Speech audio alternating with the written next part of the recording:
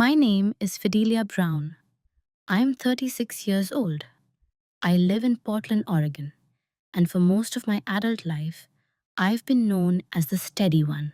I'm a project manager by profession, organized, reasonable, calm under pressure.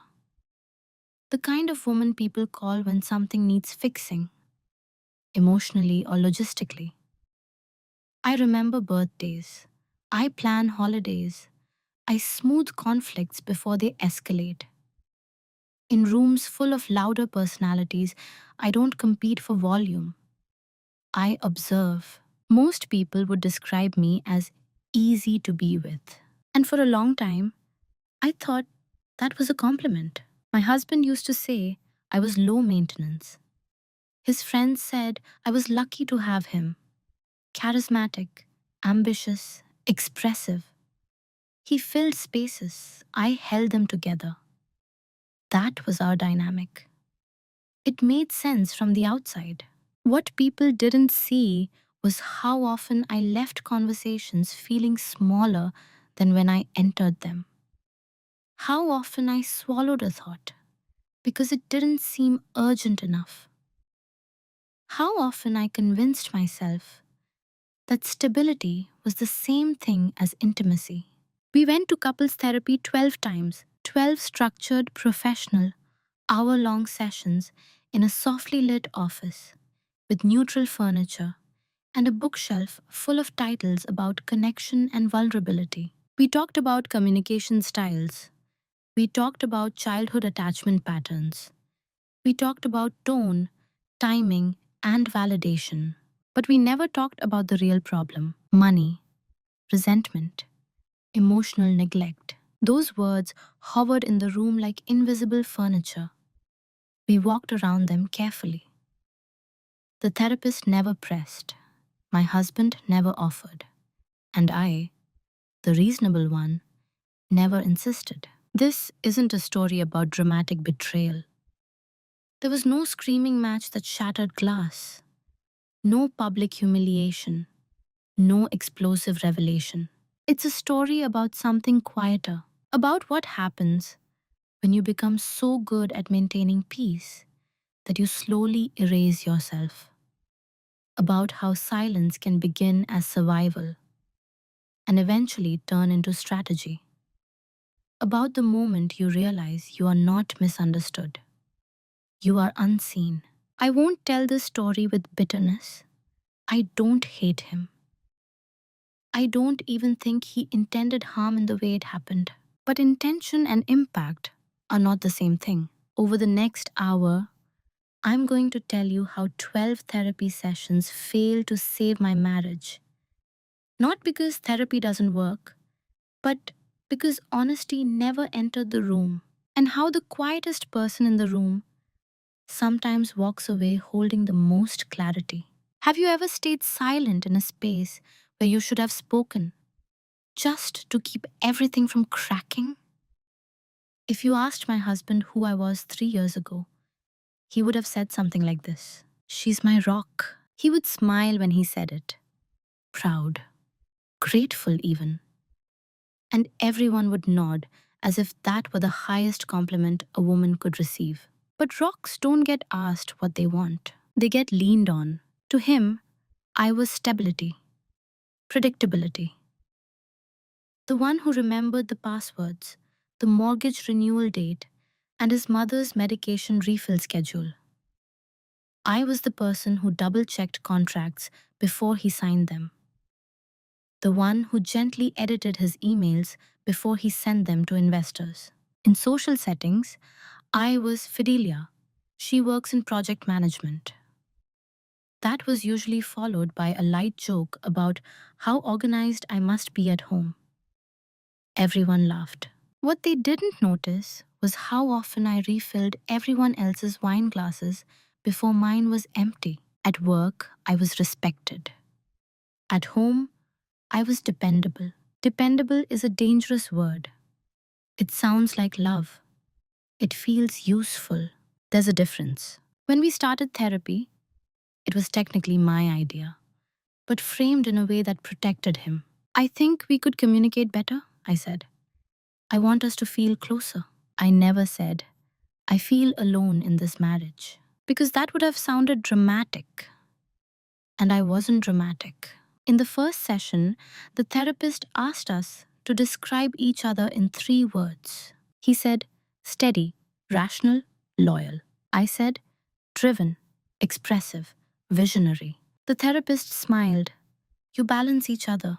I remember nodding. Balance is another beautiful word that hides imbalance well. At family gatherings, if he interrupted me, which he often did, it was brushed off as enthusiasm.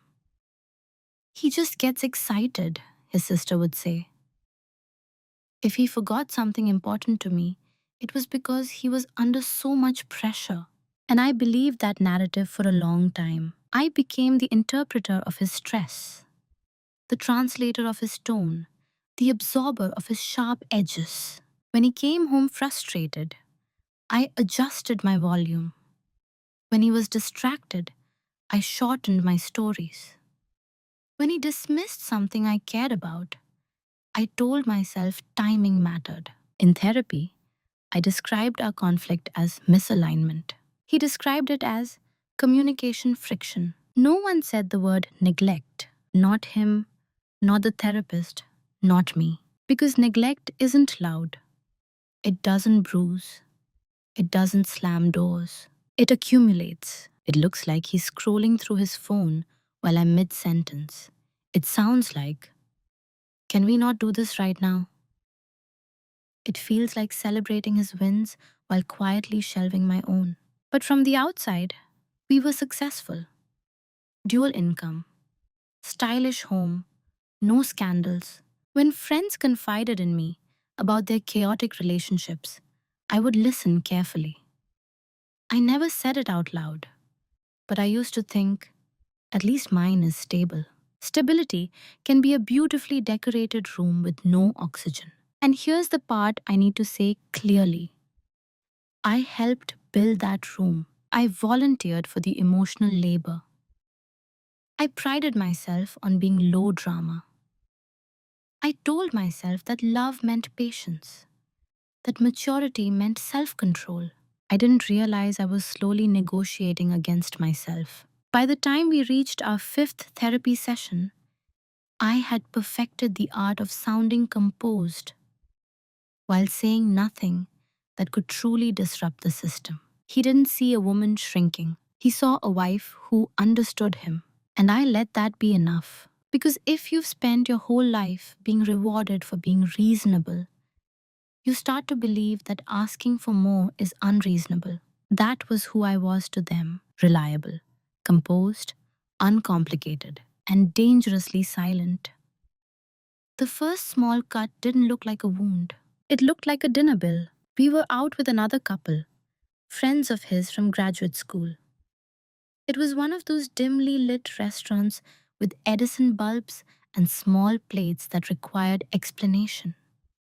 He was animated that night, telling stories, interrupting himself, interrupting me. At some point, the conversation shifted to investments. He had recently put money into a startup a former colleague was launching. He spoke about it with certainty: projected growth, risk mitigation, long-term upside. I remember feeling a flicker of confusion because I hadn't known about it. Not in detail, not in numbers. When the check came, he grabbed it automatically. I've got it, he said, waving off the other couple's offer to split. It was generous, impressive, and technically, it was our money. On the drive home, I asked gently, how much did you end up investing in Aaron's company? He kept his eyes on the road. It's not a big deal. That's not what I asked. A pause. About $40,000. He said it the way someone might say $40. I remember watching the streetlights pass across the windshield. I felt something shift inside me. Not anger exactly. Not yet. Something thinner, sharper. You didn't think we should talk about that first? I asked. He exhaled slowly, like I'd introduced unnecessary tension. Fidelia, I handle the investments.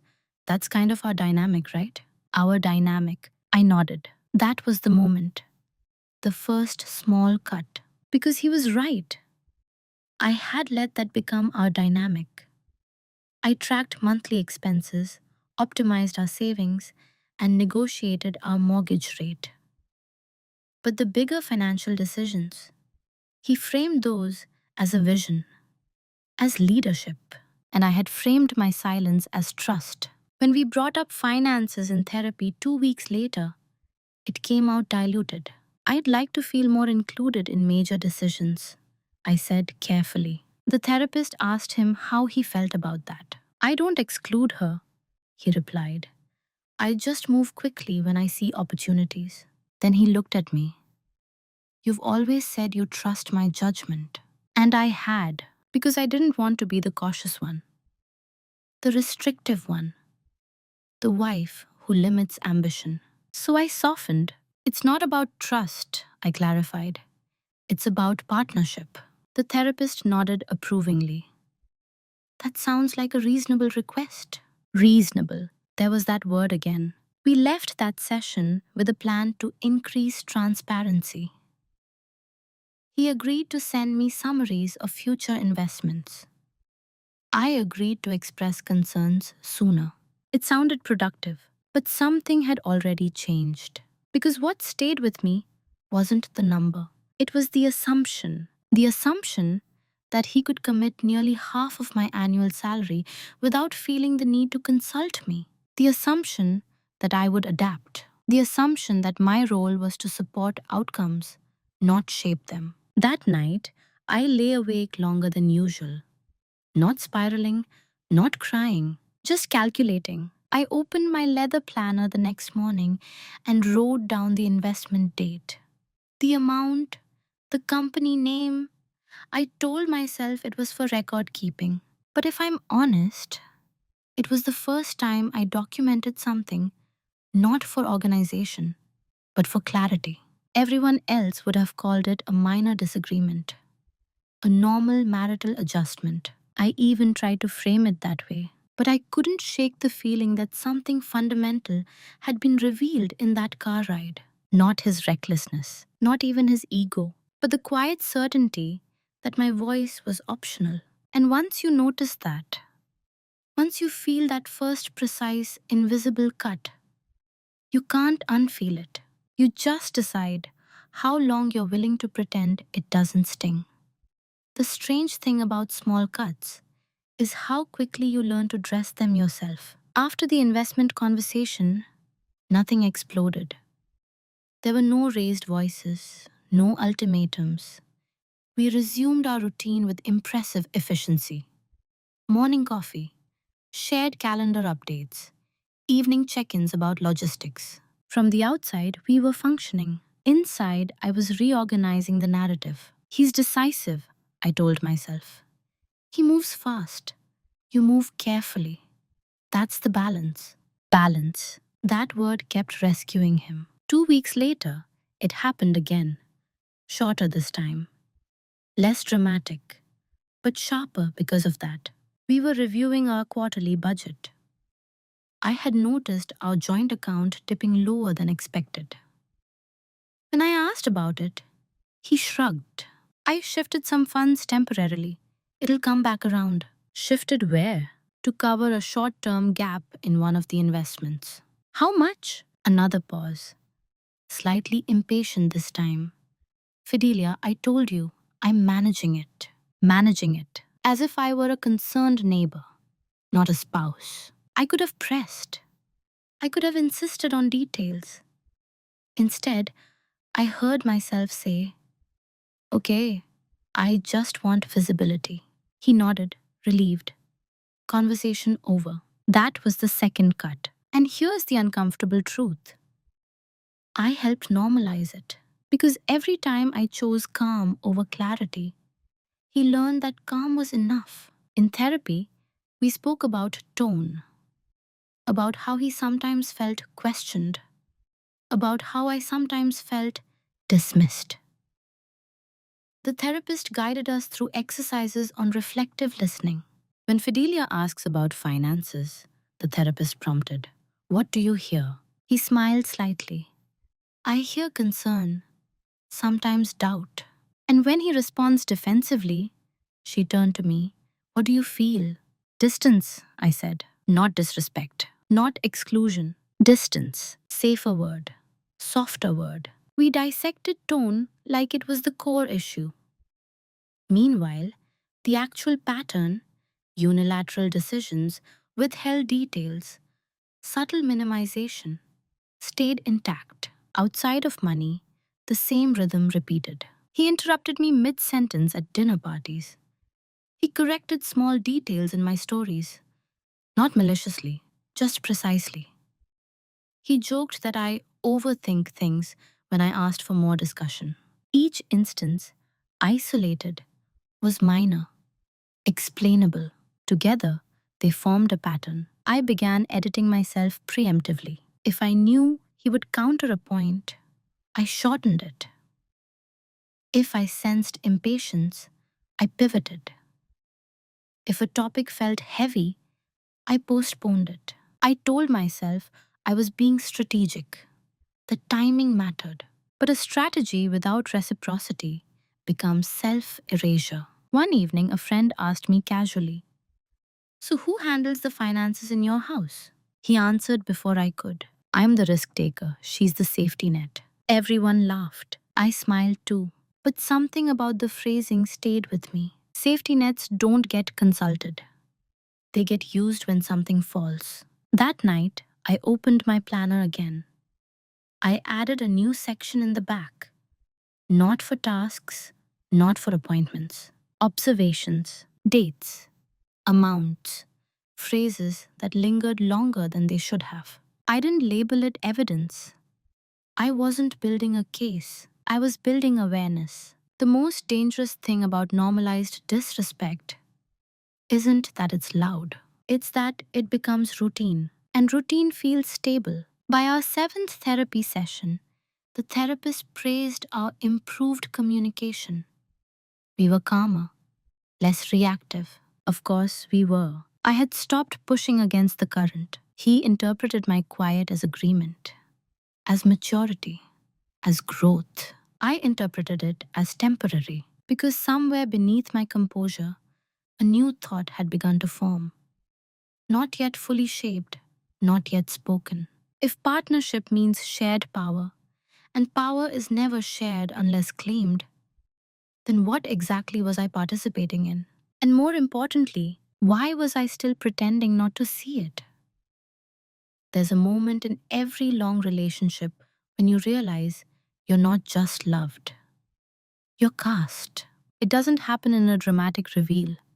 There's no script handed to you. It's quieter than that.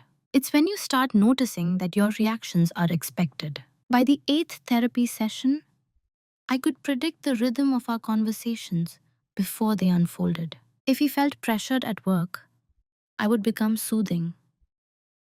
If he felt uncertain about a decision, I would become analytical. If he felt criticized, I would become gentle. I knew my cues, and he knew them too. One evening, we were sitting at the kitchen island. He was venting about a disagreement with a business partner. His tone was clipped, restless. I listened, nodding occasionally, asking measured questions. Halfway through, he stopped and looked at me. "You're doing that thing again." "What thing?" "Project manager mode. You're dissecting it instead of just being on my side." I blinked. "I am on your side." "I know," he said quickly. "It's just sometimes I don't need analysis. I need support." Support. There it was again. Not a partnership, not collaboration. Support. And in that moment, I saw it clearly. I wasn't cast as an equal decision maker. I was cast as reinforcement. Reliable, useful, invisible. The role had benefits. It kept conflict minimal. It preserved the image of harmony. It allowed him to feel expansive. But it required something specific from me. Containment. Contain your doubts. Contain your frustration. Contain your need to be consulted. In therapy, when I mentioned feeling left out of certain decisions, the conversation pivoted quickly. The therapist asked, "Do you feel unsafe financially?" "No," I admitted. "Has he ever restricted your access to money?" "No." "Has he hidden debts or been reckless?" "Not exactly." The implication was subtle but clear. If there's no crisis, perhaps there's no real problem. So I adjusted my language again. "I just want to feel more involved," I repeated. He squeezed my hand. "You are involved. You just don't like risk the way I do." And I almost accepted that. But here's what unsettled me. I did understand risk. I managed multi-million-dollar timelines at work. I assessed trade-offs daily. The difference was that at work, my voice carried authority. At home, it carried moderation. I began noticing how often decisions were presented to me as updates rather than discussions. I signed the paperwork. I moved some funds. I told them we'd commit. By the time I was informed, the choice had already been made. My role was to adjust. The most revealing moment came during a casual argument about vacation plans. I suggested delaying a trip to allocate funds toward our savings goal. He laughed lightly. "You're always thinking long term. Sometimes we can just live a little, as if my perspective was restrictive rather than protective." I didn't argue. I simply watched the pattern. At some point, I stopped trying to redefine my role out loud. Instead, I studied it. I asked myself a harder question. If this is the role I'm being assigned, why am I still performing it so well? The answer wasn't noble, because being indispensable feels safer than being confrontational. Because if you are the stable one, people rarely leave you. Because I had built my identity around being the reasonable woman in the room. But reasonable women can be sidelined too. The shift wasn't explosive. It wasn't even visible. It was a quiet internal acknowledgement. I was no longer confused about what was happening. I was choosing to tolerate it. And once you realize you're choosing your role, you also realize you can choose something else. The shift didn't happen in therapy. It didn't happen during an argument. It didn't happen after a financial disclosure.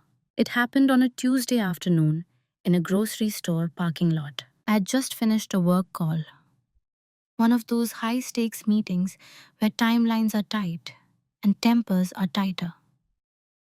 A senior executive had pushed back on my recommendations. Calmly, precisely, I walked him through the numbers, the risks, the alternatives. By the end of the call, he said, "You're right. Let's go with your plan." Not reluctantly, respectfully. I sat in my car for a moment afterward, staring at the steering wheel. At work, my judgment wasn't softened. It wasn't reframed as caution. It wasn't translated into support. It was authority. And the contrast hit me harder than any argument ever had. Because nothing about me changed between that conference call and my kitchen table. Only the environment did. That realization followed me home. That evening, my husband was in the living room reviewing something on his laptop. Papers spread across the coffee table. I recognized the layout immediately. Projections, forecasts. "Is that for another investment?" I asked. "Yeah," he replied casually. "It's an early stage, but promising." "Have you committed yet?" "Not officially." That word landed differently this time. Not officially, meaning he would. Meaning my input would likely be requested after the decision, not before. I stood there longer than usual. Not tense, not emotional, just aware. For the first time, I didn't feel the urge to negotiate my tone. I didn't feel the instinct to frame my question gently. Instead, I heard a quieter, more unsettling thought. He believes this is his domain, and I have allowed that belief to solidify. I didn't argue. I didn't launch into analysis. I simply said, "Okay, let me know when you're ready to talk about it."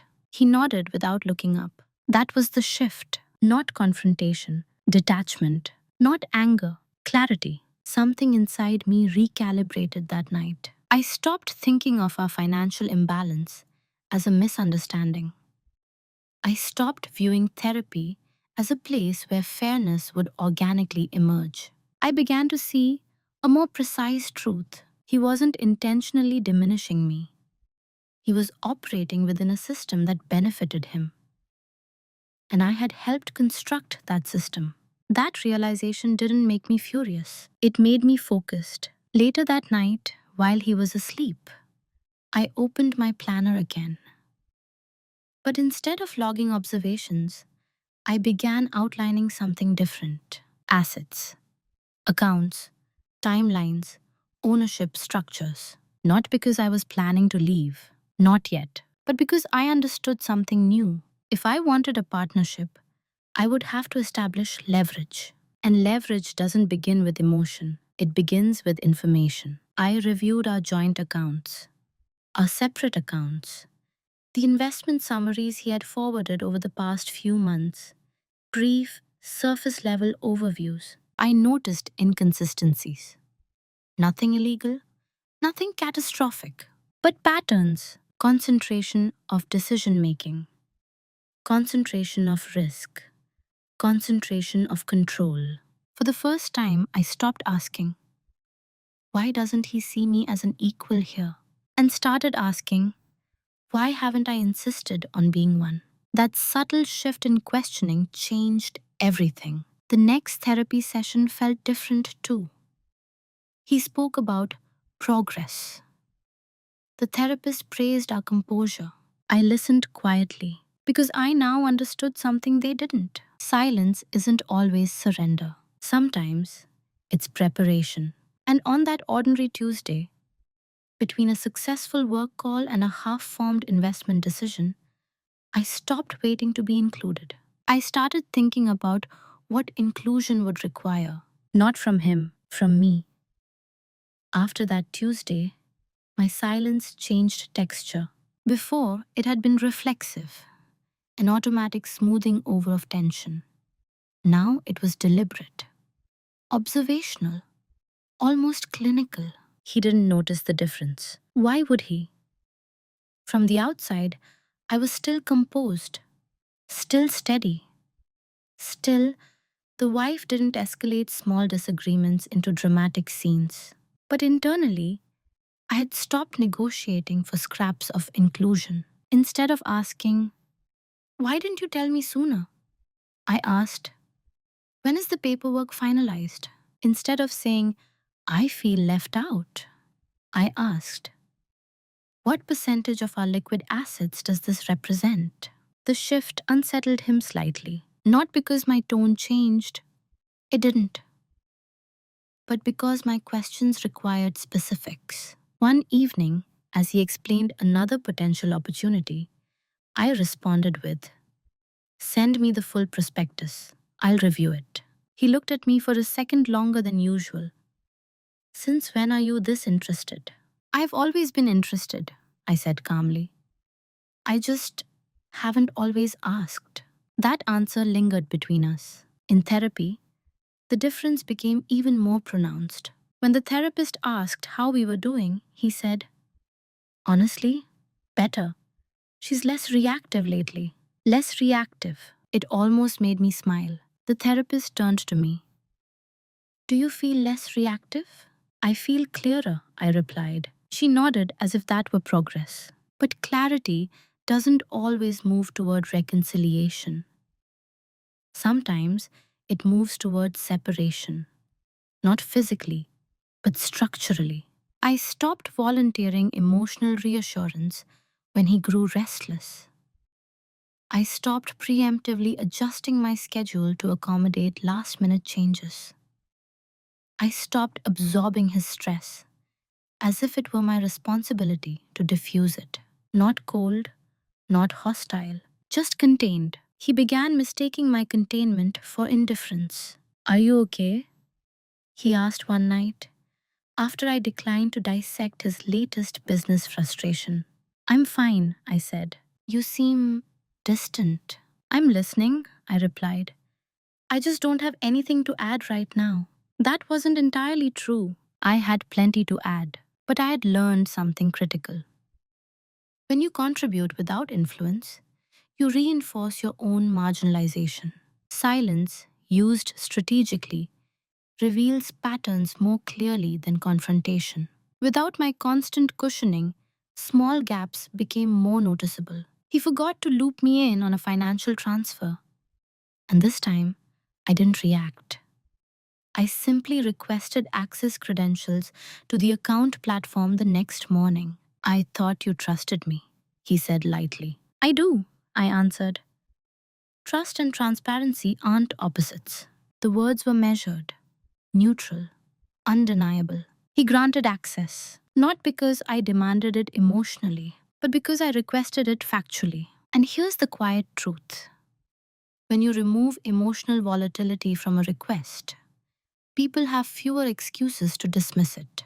He still believed he was leading. What he didn't realize was that I had stopped following blindly. My silence was no longer about keeping the peace. It was about gathering clarity. The more I stepped back from managing his emotional temperature, the more I saw how much energy I had been expending to maintain equilibrium. Without that effort, small imbalances surfaced naturally. He grew slightly more defensive in therapy, slightly more eager to emphasize how well we were doing. Because on the surface, we were calm. Calm can be deceptive. Behind that calm, I was learning the architecture of our marriage, where power flowed, where information is pooled, where decisions originated. And once you understand the architecture of something, you also understand how to redesign it or how to walk away from it entirely. At that point, I still hadn't decided which path I would choose. But I knew one thing with certainty. My silence was no longer a symptom of fear. It was a strategy of awareness. And he still thought it meant I was satisfied. Preparation doesn't look dramatic. It looks like spreadsheets. It looks like quiet evenings at the dining table with the laptop open and a glass of water untouched beside it. It looks like curiosity disguised as routine. What they never noticed, not him, not the therapist, was that my questions had shifted from emotional to structural. I wasn't asking, do you value me? I was asking, where does the leverage sit? The access he granted me to the investment platforms changed everything, not because I discovered something illegal. There were no hidden accounts in offshore names, no secret debt. What I discovered was concentration. The majority of high-risk investments were under his sole discretionary authority. Technically, marital funds. Functionally, his domain. I began mapping it out. Percentages of liquid savings, exposure ratios, liquidity timelines, exit clauses. At work, I had always believed that if you can model a system, you can manage it. Marriage, I was beginning to understand, was also a system, and ours had been optimized for his comfort. I didn't confront him with charts. I didn't accuse him of imbalance. Instead, I quietly opened an individual brokerage account in my own name. Not secret, not hidden, just independent. I funded it with a portion of my annual bonus, something I had previously deposited directly into our joint account without discussion. This time, I didn't announce it. I simply redirected it. It wasn't revenge. It was symmetry. In therapy, he spoke proudly about a recent return on one of his earlier investments. The $40,000 one. The one that had started as the first small cut. It's performing well, he said. I told you it would. The therapist smiled. That must feel validating. He looked at me, waiting for agreement. It does, I said evenly. I'm glad the risk paid off. And I meant it. But what neither of them noticed was that my reaction didn't hinge on his success anymore. I had begun studying market trends independently, reading financial reports in the evenings, listening to analyst briefings during my commute. The more informed I became, the less intimidated I felt by his decisiveness. Knowledge is a quiet equalizer. I also reviewed our legal structure, house title, retirement allocations, insurance beneficiaries. Nothing alarming, but the distribution reflected a subtle assumption that long-term planning flowed through him. That assumption had never been formally agreed upon. It had simply gone unchallenged. I scheduled a consultation with a financial advisor under the pretense of retirement optimization. I didn't mention marital tension. I didn't mention dissatisfaction. I asked neutral questions. What's the healthiest structure for dual income couples with uneven risk appetites? How do you protect individual stability within shared portfolios? The advisor answered clinically, objectively. And in those objective answers, I saw the architecture of independence. It wasn't about preparing to leave. It was about ensuring that if I ever chose to, I wouldn't be destabilized. That knowledge did something subtle to my posture. I stood differently, spoke slightly slower, asked fewer questions that sought permission. He began commenting on my composure. You seem really centered lately, he said once. I am, I replied, because I was no longer negotiating for recognition. I was building optionality. Optionality is power, not loud power, not threatening power, quiet power, the kind that doesn't need to announce itself. By the 10th therapy session, our therapist praised the stability we had cultivated. We had fewer arguments, fewer emotional spikes. What she couldn't see was that stability can also mean detachment. What he couldn't see was that my quiet was no longer about protecting him from discomfort. It was about protecting myself from dependency. And once you start building something independently, confidence, capital, clarity, you stop fearing imbalance. You start evaluating it. They never noticed the shift because I didn't dramatize it. I didn't need to. Preparation doesn't require applause, it only requires patience. The private reveal didn't come from a confession, it came from a spreadsheet. Late one Sunday afternoon, while he was out meeting a colleague, I was reviewing the consolidated investment summary he had forwarded earlier that week. It was cleaner than usual, formatted, color coded, almost performative in its transparency. I noticed something small, a line item labeled as a temporary reallocation from our joint high yield savings account. The same one we had once agreed was untouchable, except for emergencies. The amount wasn't catastrophic, but the pattern was 3 separate transfers over 4 months. Each is categorized as short-term liquidity bridging. Each was initiated without prior discussion. I didn't feel betrayed. I felt confirmed because the issue had never been about recklessness. He wasn't gambling. He wasn't hiding losses. He simply believed that operational control defaulted to him, and I had allowed that belief to harden into precedent. I pulled up our original savings goals, the ones we had written down together during our second therapy session. A house renovation timeline, a future sabbatical, a safety cushion equivalent to 12 months of expenses. The transfers hadn't destroyed those goals. They had deprioritized them quietly. That was the reveal, not financial misconduct. Hierarchical decision-making disguised as leadership. I sat there for a long time, not moving. There's a specific kind of clarity that doesn't sting. It settles. I realized that even if he had invited me into every discussion moving forward, the dynamic itself would remain tilted unless I changed my position within it. In that moment, I stopped asking whether he respected me enough. I started asking whether I respected my own tolerance. That question was heavier because he hadn't silenced me. I had softened myself. Later that evening, when he returned home, he mentioned casually, I moved some money around earlier this year, but it's balanced now. Balanced. The word landed differently this time. Balanced according to which goal? I asked. He paused. What do you mean? Renovation timeline? Sabbatical fund? Emergency buffer? They're structured differently. It wasn't confrontational, just specific. He hesitated, not defensively, but thoughtfully. I was optimizing returns, he said. I know, I replied. I'm asking which shared priority took precedence. He didn't have an immediate answer, and that silence told me everything. Not because he was malicious, but because our shared priorities had quietly become his strategic variables. That night, I made a decision internally.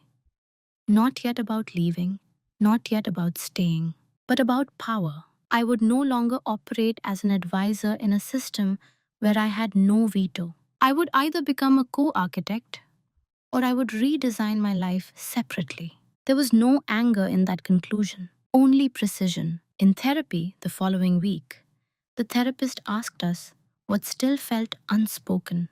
He looked at me expectantly, as if waiting for me to introduce a feeling. I didn't. Instead, I said, I think we've avoided discussing how we define partnership in practical terms. The therapist leaned forward. What do you mean by practical?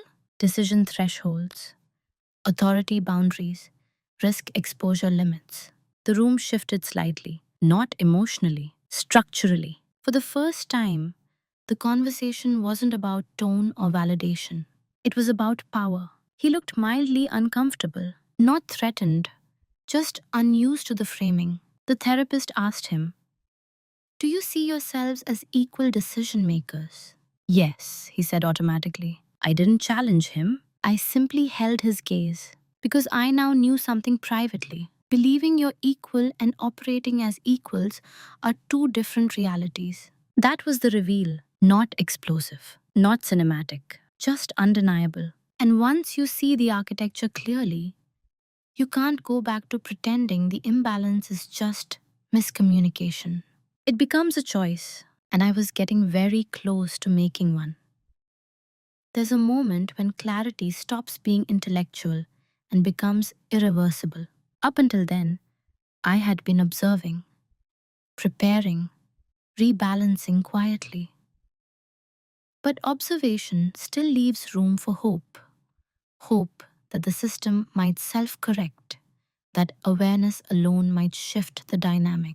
The decision point arrived on a Thursday evening. We were reviewing our year-end financial summary. It had become a ritual, one that looked collaborative from the outside.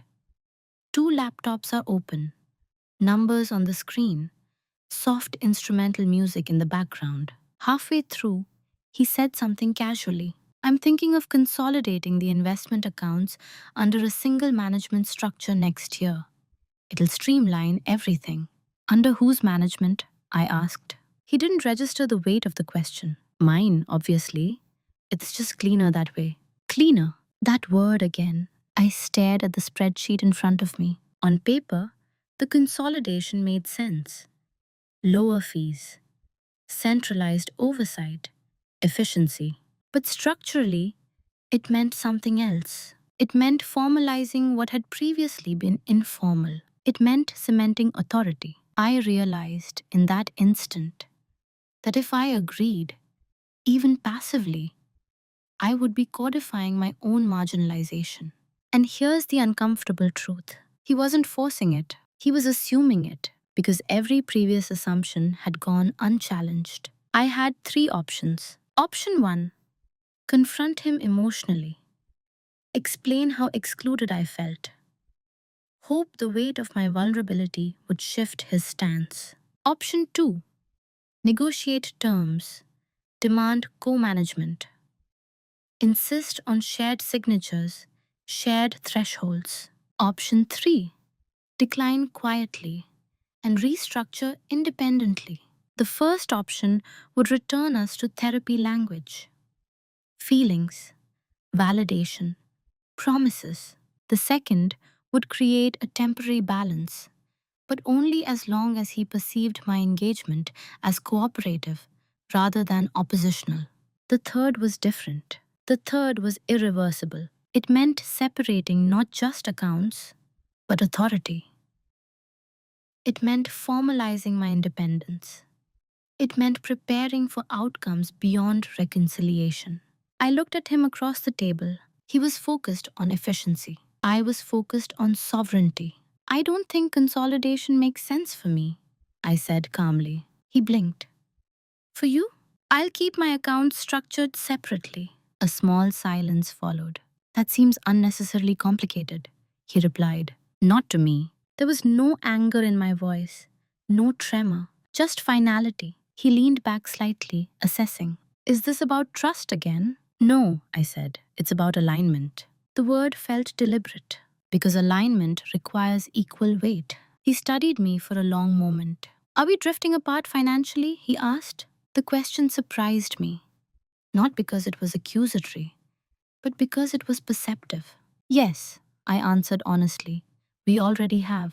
That was the decision point. Not because I declared separation, but because I stopped pretending that shared life automatically meant shared control.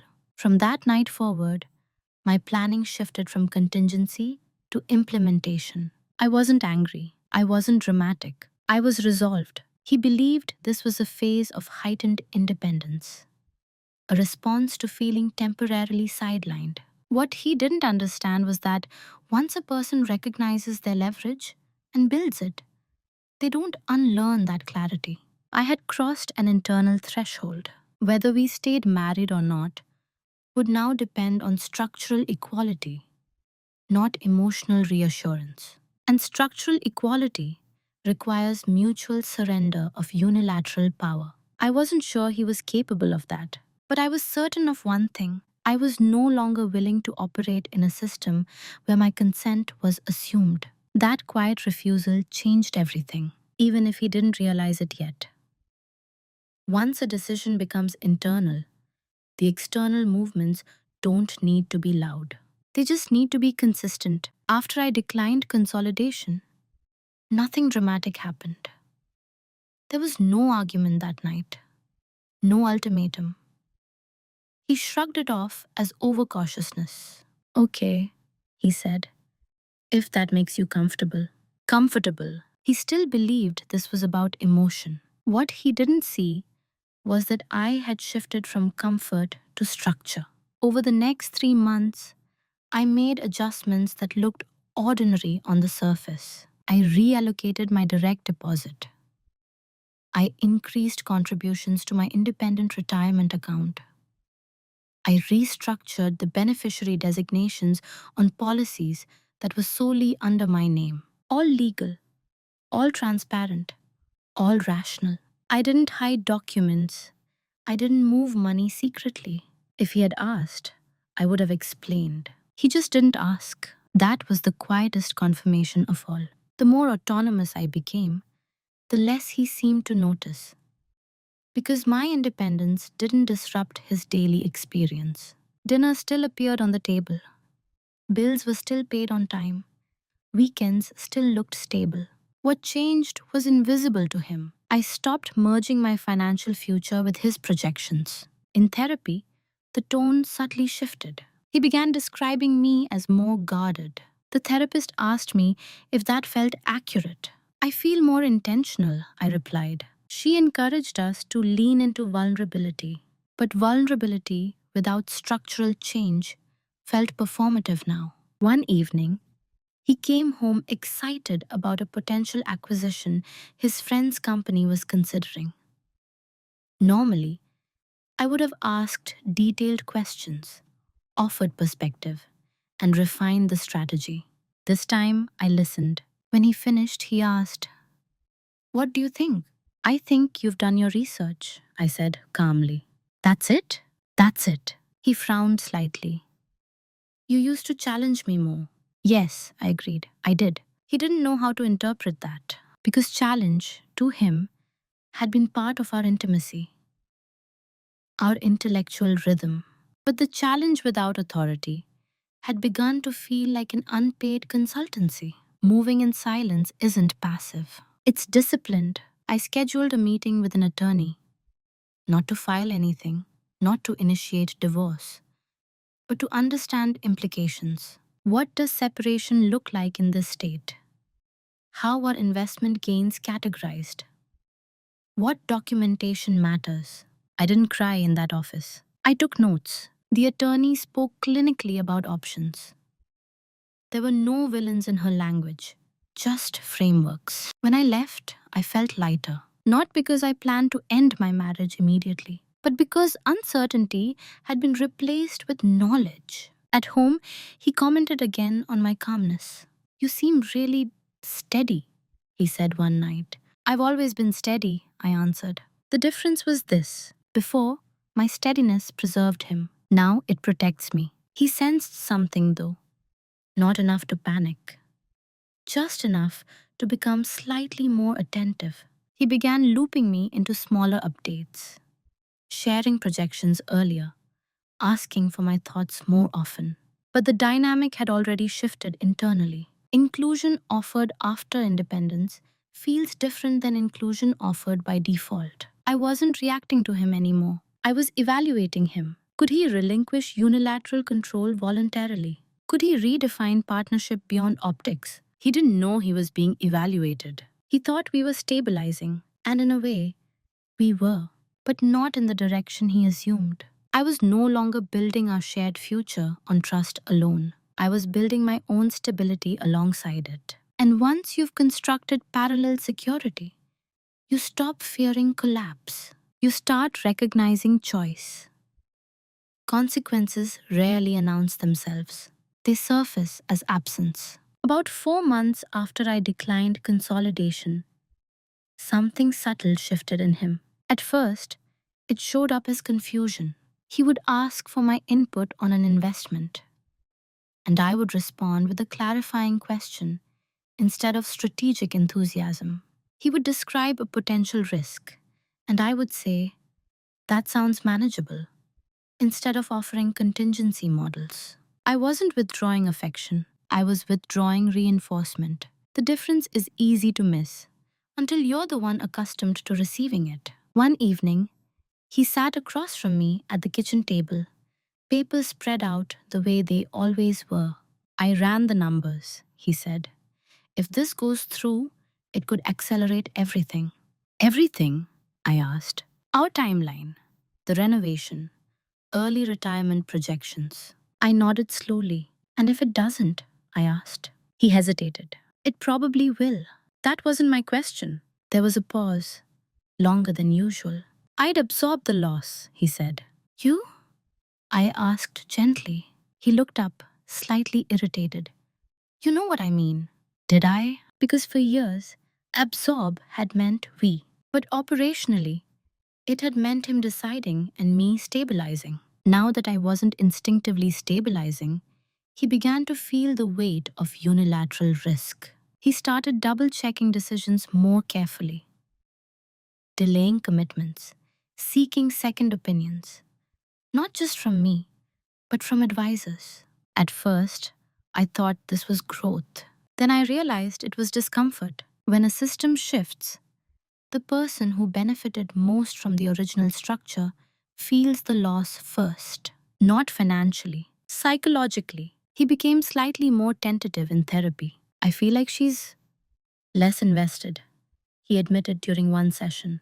The therapist turned to me. Is that true? I'm invested, I said calmly. Just differently. How differently? I'm no longer assuming alignment. I'm assessing it. The therapist blinked, processing. He looked unsettled. Because assessment implies standards, and standards imply the possibility of failure. At home, the atmosphere wasn't hostile. It was quieter. He asked more questions about my work. He noticed when I came home late. He initiated conversations about shared goals, almost as if trying to pull me back into the collaborative narrative. But something fundamental had changed. He no longer assumed my agreement, and that uncertainty destabilized him more than any argument ever had. One night he said softly, I miss how we used to be. I considered the statement carefully. How do you think we used to be? I asked. You were more engaged, more in it with me. I'm in it, I replied. I'm just not carrying it. That sentence lingered between us because for the first time he could see it. Not the spreadsheets, not the accounts, but the shift in weight distribution. I had stopped overfunctioning. And when one person stops overfunctioning, the imbalance becomes visible. He wasn't angry. He was unsettled. He began suggesting date nights, weekend trips, joint planning sessions, not desperate gestures, but recalibration attempts. The consequences weren't dramatic, they were psychological. He felt the absence of my automatic reinforcement. He felt the difference between support and sovereignty. And for the first time, I sensed something I hadn't seen before in him: uncertainty, not about his investments, about me. He was beginning to realize that I was no longer guaranteed. And when someone who has always been steady starts choosing deliberately instead of defaulting automatically, the entire dynamic recalculates. He just didn't know yet how far that recalculation would go. The panic didn't arrive in the form of shouting, it arrived as an urgency. By the 11th therapy session, he was the one initiating difficult conversations. I think we've been avoiding something, he said one evening before our appointment. I looked at him calmly. What do you think we've been avoiding? He hesitated.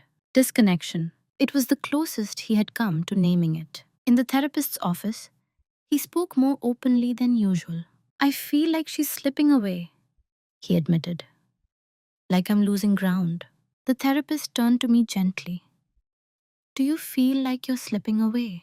I paused before answering. No, I said. I feel like I stopped overextending. The therapist asked, is there a difference? Yes, I replied. One is departure, the other is boundary. He shifted in his seat. For years, you didn't have boundaries like this, he said quietly. That statement carried more truth than accusation. You're right, I said. I didn't. And now, the therapist prompted. Now I do. The problem was that boundaries introduced this late felt like rejection to the person who benefited from their absence. Over the next few weeks, he tried harder. He began sharing financial ideas earlier in their development. He asked for my opinion before making small purchases. He suggested we draft joint decision criteria for investments. 6 months earlier, those gestures would have felt validating. Now they felt reactive. Repair is powerful, but timing matters. Because here's what he didn't understand. By the time he began adjusting structurally, I had already adjusted psychologically. I no longer felt destabilized by imbalance. I felt prepared for separation, not eager, prepared. One night he asked the question directly, are you thinking about leaving? There was no accusation in his voice, only fear. I didn't rush to comfort him. I'm thinking about whether this structure works for me, I answered. Our structure? He asked. Yes. Silence filled the space between us. I can change, he said softly. I believed him. That was the tragedy. I believed he could adjust. But adjustment, motivated by fear of loss, is different from adjustment rooted in shared values. I don't need you to change, I said. I need us to operate as equals without negotiation. We can, he insisted. Can we? I asked gently. Because equality offered under pressure feels conditional. And I had learned something irreversible. I no longer wanted equality because I demanded it. I wanted equality because it was instinctive. By the 12th therapy session, the last one, the therapist asked if we felt hopeful. He said yes. I said, I feel clear. Clarity isn't the same as hope. Clarity doesn't rely on potential. It relies on evidence. When we walked out of that final session, he reached for my hand. I let him hold it. But inside, something had settled permanently. He wasn't too late because he didn't try. He was too late because the shift had happened quietly, long before he recognized the cost of my silence. Once you build internal independence, reconciliation must meet a higher standard. and I wasn't sure he understood what that standard required. The confrontation happened on a Sunday morning. There were no raised voices, no dramatic ultimatums, just sunlight coming through the kitchen window and 2 cups of coffee growing cold between us. He had asked to talk. "I don't want to lose this," he said quietly. Neither did I. That was the honest part. But wanting something and being able to sustain it are not the same. "I need to understand where you are," he continued, "because I feel like I'm negotiating with someone who already made up her mind." I appreciated that he didn't accuse. He observed. "I didn't wake up one day and decide to leave," I said. "I woke up slowly over several years." He looked down at his hands. "I thought we were stable." "We were," I agreed. "Structurally convenient, emotionally uneven." That sentence didn't wound him. It landed. He inhaled slowly. "Why didn't you push harder?" The question was sincere.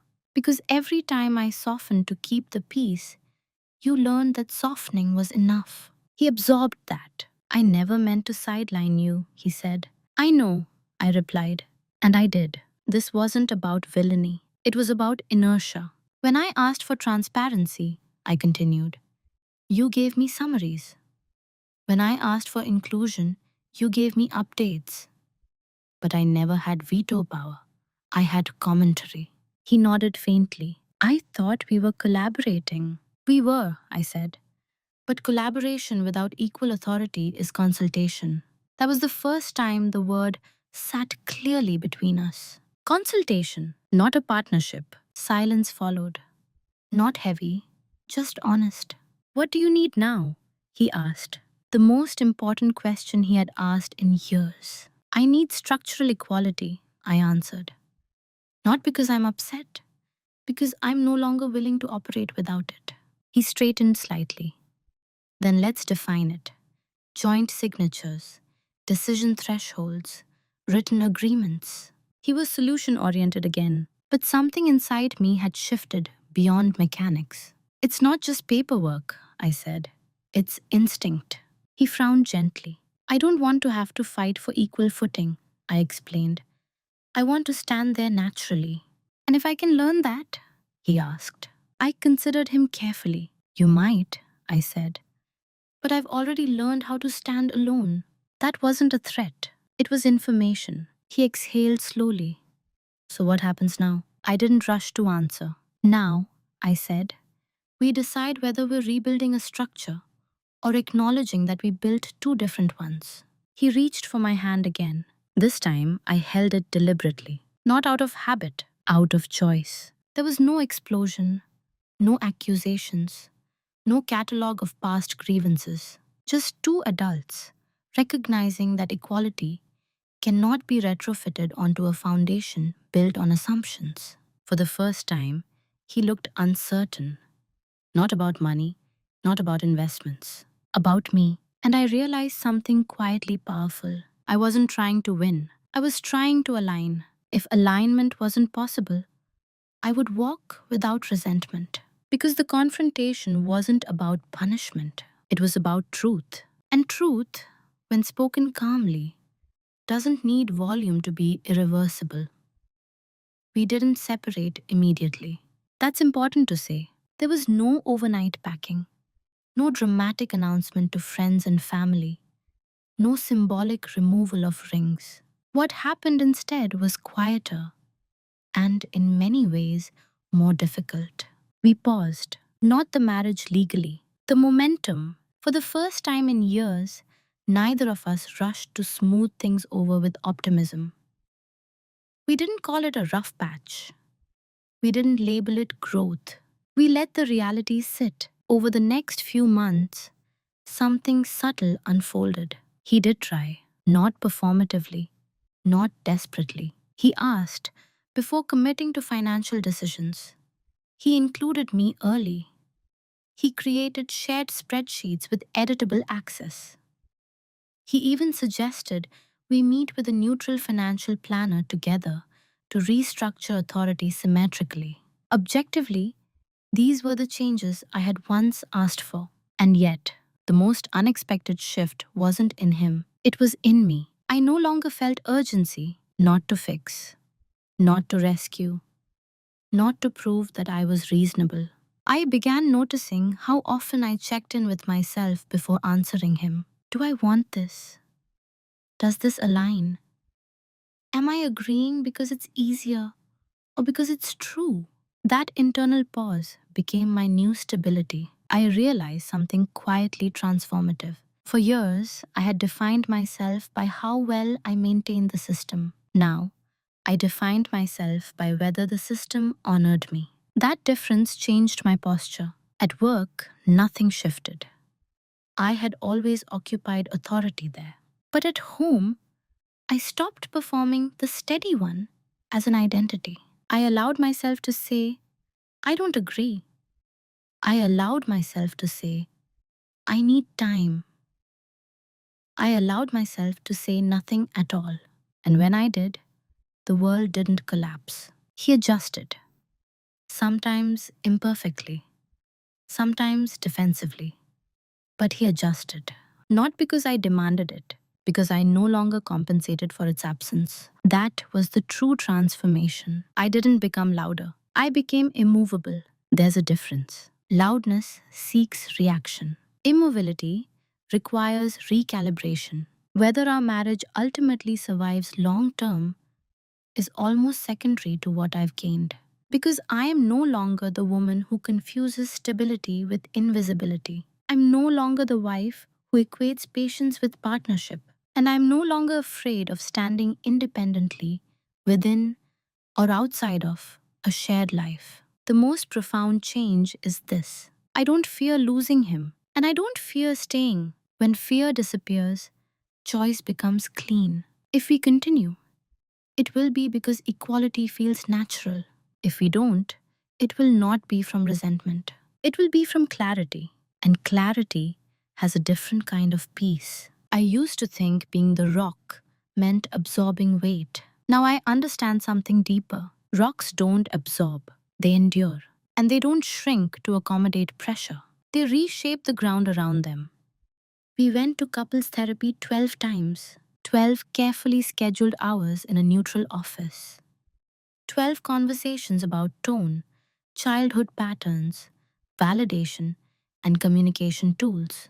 And still, we never talked about the real problem. Money, resentment, and emotional neglect stayed off the table, not because they weren't present, but because they were inconvenient. It's easier to discuss how something is said than who holds authority. It's easier to analyze attachment styles than to examine imbalance. It's easier to label tension as miscommunication than to admit that one person has been quietly overfunctioning for years. I don't regret therapy. It gave us language. It slowed us down. It prevented unnecessary cruelty. But therapy cannot surface what you are unwilling to name. And I wasn't willing. Not at first.